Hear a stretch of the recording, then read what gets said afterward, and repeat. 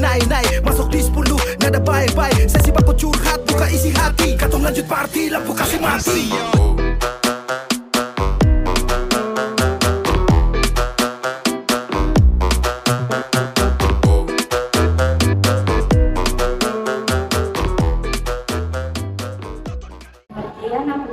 Akuntansi adalah suatu proses mencatat, meringkas, mengelola, dan menyajikan data keuangan dari berbagai aktivitas yang menyangkut tentang keuangan. Akuntansi bertujuan untuk menghasilkan dan melaporkan informasi yang relevan bagi berbagai pihak yang berkepentingan dalam mengambil keputusan.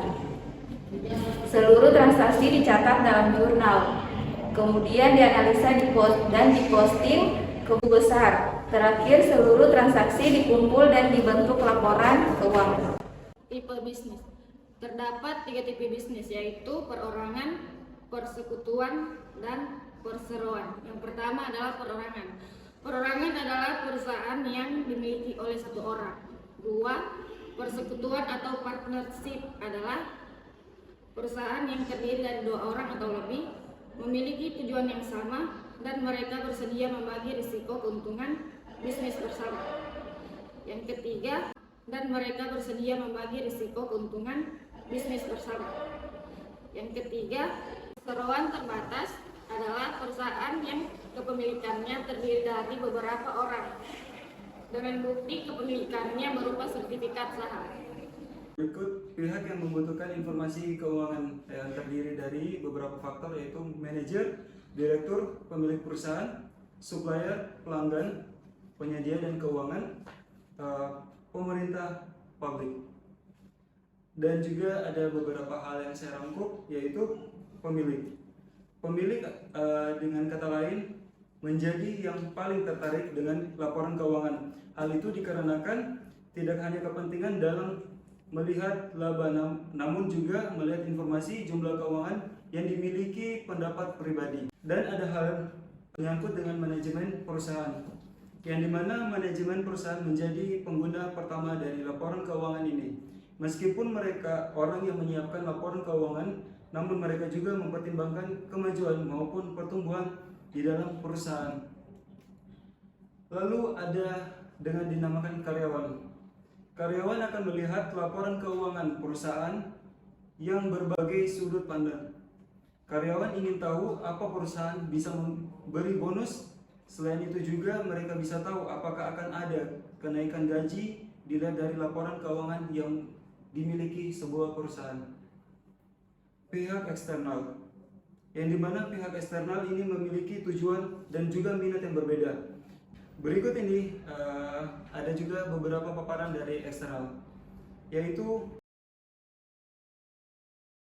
laporan keuangan yang pertama adalah investor.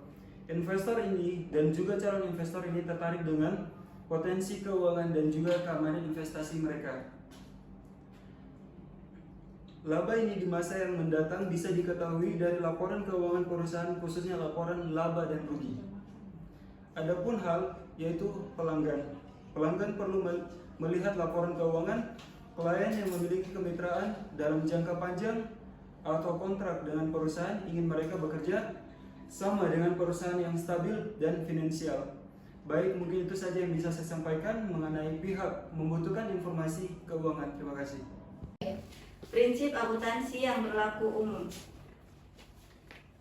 Prinsip akuntansi yang berlaku umum adalah istilah teknik akuntansi yang mencakup konvensi, aturan dan prosedur yang diperlukan untuk merumuskan praktik akuntansi yang berlaku umum pada saat tertentu. Adapun prinsip-prinsip akuntansi yang berlaku umum diantaranya yang pertama, prinsip entitas ekonomi. Yang kedua, prinsip biaya histori. Yang ketiga, prinsip kesinambungan usaha.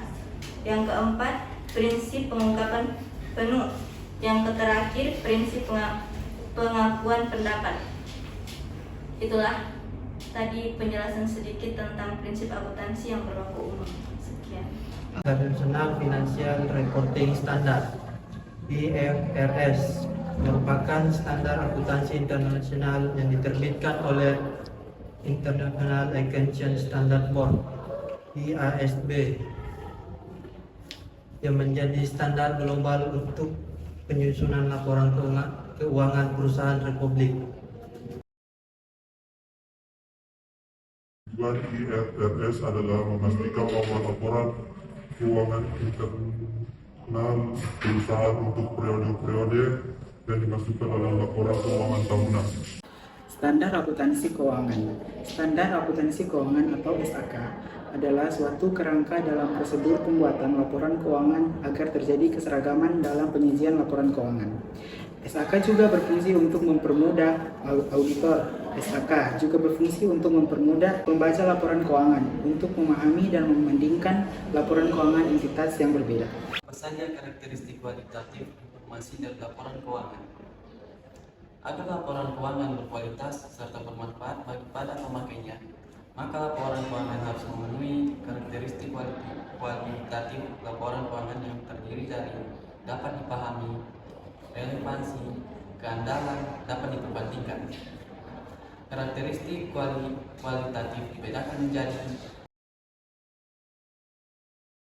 karakteristik kualitatif fundamental dan karakteristik kualitatif meningkat. Karakteristik kualitatif fundamental meliputi yang pertama, relevansi, yang kedua, representasi rupa. Karakteristik kualitatif meningkat meliputi keterbandingan, keterverifikasikan, ketepatwaktuan, dan keterpahaman. Laporan keuangan utama. Apa itu laporan keuangan utama? Itu adalah penyajian terstruktur dari posisi keuangan dan kinerja keuangan suatu entitas. Fungsi utama laporan keuangan adalah menyajikan informasi keuangan secara sistematis dan terstruktur tentang kinerja keuangan suatu entitas. Konsep dan konvensi keuangan. Akuntansi adalah seni atau proses mengidentifikasi, mengukur, mengkomunikasi informasi ekonomi untuk memberikan penilaian dan keputusan nantinya digunakan sebagai informasi bagi pengguna. Konvensi akuntansi adalah praktik yang umumnya diterima sebagai norma dan tidak dicatat atau ditulis secara formal oleh badan profesional atau organisasi pemerintah. Sangat berbeda dengan konsep akuntansi yang biasanya tertulis dan dicatat secara formal juga berlandasan hukum.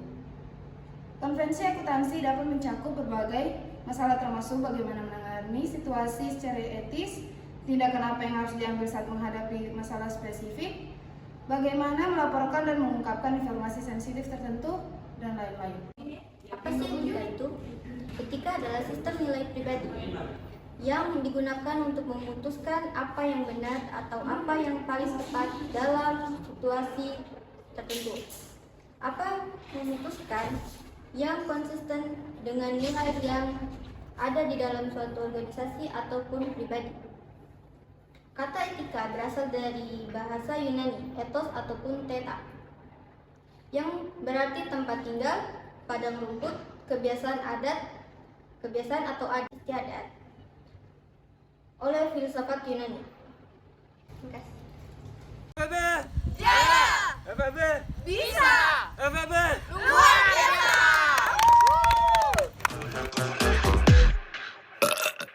Sebentar lagi udah selesai.